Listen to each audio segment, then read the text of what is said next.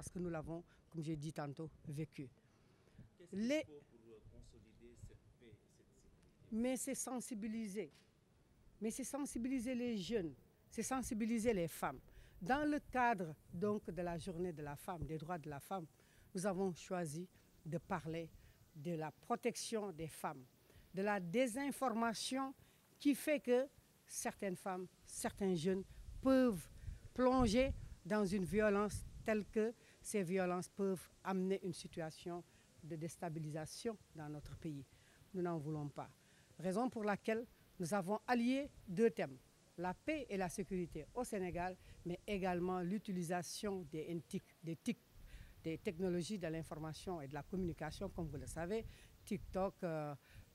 Facebook, WhatsApp, etc. Les histoires de Topoka, je le dis en Wolof, des histoires de Kaboubès. C'est vrai qu'on parle de problèmes de Sénégalais, mais très souvent, vous pouvez voir des gens,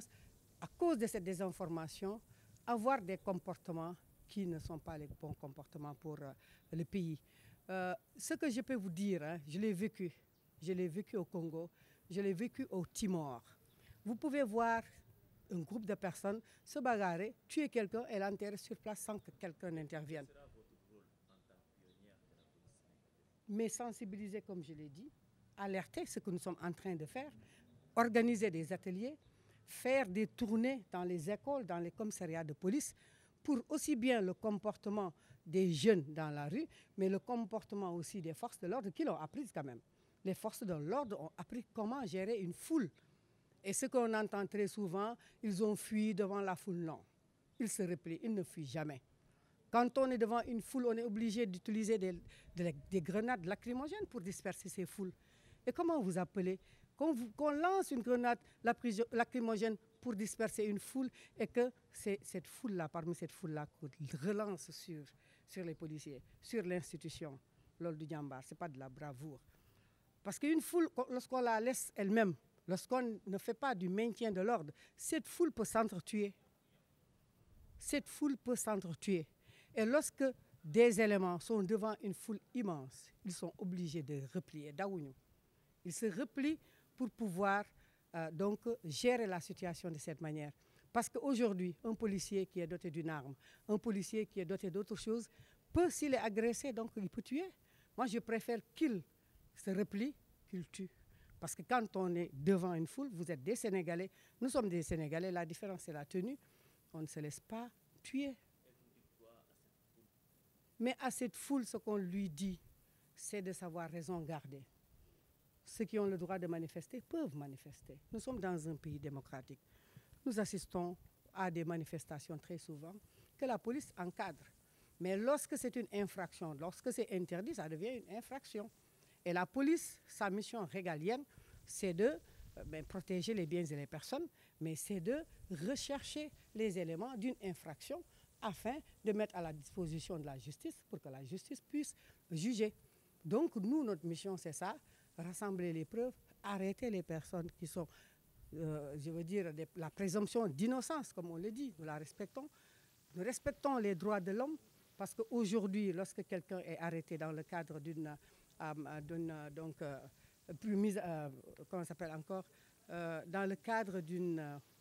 garde à vue, il a tous les droits. Ses droits sont respectés. Il a le droit à la visite d'un médecin, il a le droit à un avocat, il a le droit d'être propre, il a le droit de manger. Donc ça, c'est respecter les droits de l'homme. Et en ce moment, ces hommes-là, lorsqu'ils sont en garde à vue, mais c'est parce qu'il y a des soupçons qui sont portés vers eux, ou bien c'est un flagrant délit. Et le rôle de la police n'est autre que de rechercher donc les éléments constitutifs du délit, comme en tant qu'auxiliaire de police, et de les mettre à la disposition de la justice. Alors, donc vous parlez d'exercer des bavures sur les populations. Moi, je ne parlerai pas de bavure. Vous savez, lorsque vous venez chez un médecin, vous avez mal à la dent ou bien vous avez mal à la tête. Vous donnez tout le respect à ce médecin-là afin qu'il puisse vous visiter. Donc, lorsque la police est là, la police qui est chargée donc, de cette mission régalienne, devant des gens qui sont hostiles, parce qu'on le sait, hein, dans tous les pays du monde, il existe des situations qui font intervenir la police. C'est pourquoi la police existe en ce moment-là. Mais la police ne fait que son travail. La police ne fait que son travail. Vous êtes un être humain, j'en suis un. Ma différence avec vous, c'est de porter la tenue. Il y a eu des cas qui se sont passés dans ce Sénégal-là. Le cas de Fodé Ndiaye, qui a été tué par des jeunes. Pourquoi? Parce qu'il était là tout simplement pour faire son métier. Vous avez le cas des policiers qui avaient été sur le boulevard du Centenaire, qui avaient été tués par la foule. Alors, lorsque vous êtes devant une foule hostile, vous êtes obligé d'exercer ce qu'on n'appelle pas la violence, mais d'exercer ce qu'on vous a appris, à savoir le maintien de l'ordre. Donc moi, je voudrais intervenir surtout, oui, je vais parler en Wolof, je vais intervenir surtout sur les missions de l'APPS et surtout dans le cadre des opérations de maintien de la paix. Donc APPS ay jigéen la loo ñoo xam ne ñoo njëkk a dugg ci police wane yoon bi pour bokk ci li nga xam ne mooy tabax paix et sécurité au niveau national. ci biir loolu nag ñu nekk les premières femmes yi nga xam ne ñoo njëkk a nekk ci police commencé par la 16e promo 17e 18e 20e 21e promo ñu retraité tey nag parce que li nga xam ne moom la ñu dund ci police yi muy police nationale police opération maintien de la paix police municipale ak police communautaire yi ñu ne ñun duñ ko denc ñun li nga xam ne moom la ñu dund gis ko fii ci Sénégal dem aussi au niveau des opérations de maintien de la paix gis li fa xew na mu mettee ci camp des réfugiés internes yi ci déplacés internes yi ci jigéen ñi nga xam ne dañoo mujj des foofu ñoom kenn gisatuñu góor gisatuñu càmmeñ seen doom yu góor yi aussi gisatuñu leen ñu nekk ak seen doom yu jigéen yi ak xale yu ndaw yi ce qu'on appelle les personnes vulnérables jigéen ak xale bu nga xam ne day dund ci pays boo xam ne dafa déstabiliser dafa metti ñun ñu dund ak ñoom foofu loolu gis ne foofu la fa nekk metti na trop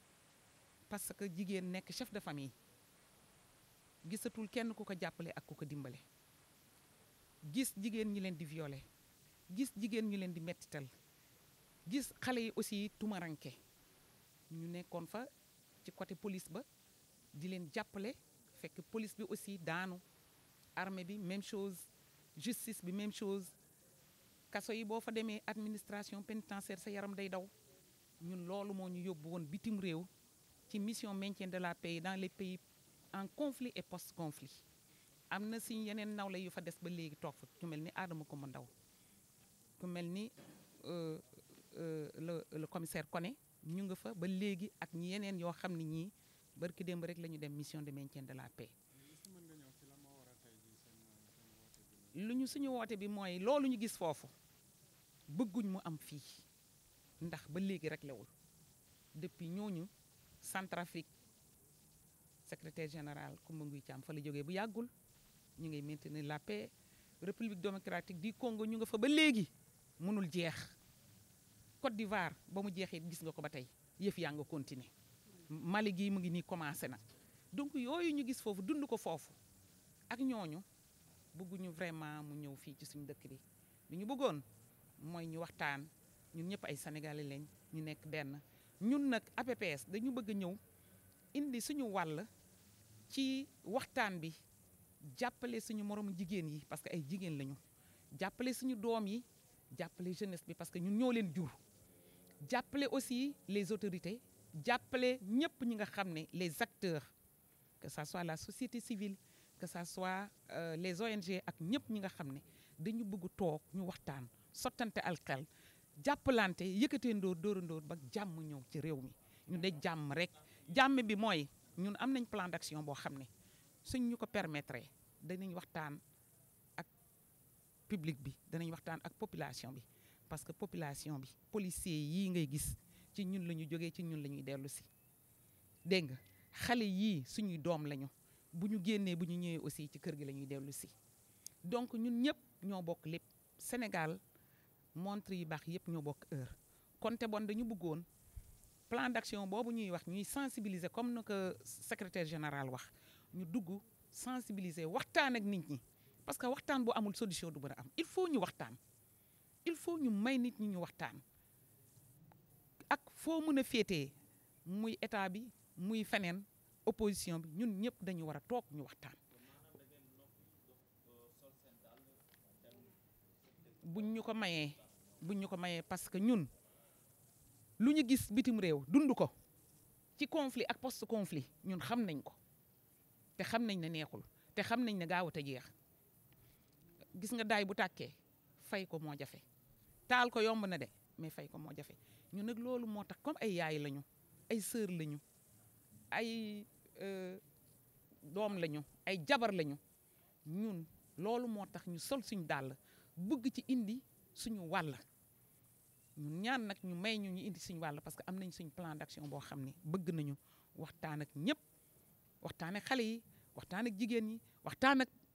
personnes vulnérables yi le 3e âge beeg ñëpp parce que réew mi ñëpp ko bokk ak ñi nga xam ne ñoo ko seq ñun suñu sañoon ñi ko seq ñëpp danañ toog waxtaan ak ñoom xëy na xamuñu dund bu ñu dund foofu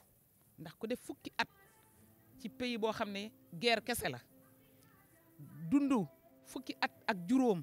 ci réew moo xam ne institution yi amatul police amatul gendarmerie amatul en fait justice amatul ñu koy tabaxaat ku fekkee loolu war ngaa mën a jàppale tey ci sa réew bu dee fekkee ne tey yaa ngi fii mu fekk la fi war nga cee jàpp ñun nag dañ ci bëgg a jàpp.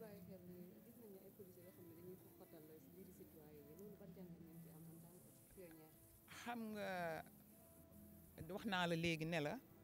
réew mi ñun ñëpp a ko bokk policier bi ci kër gi la jógee te bu wàccee itam ci kër gi lay dellu si du dëgg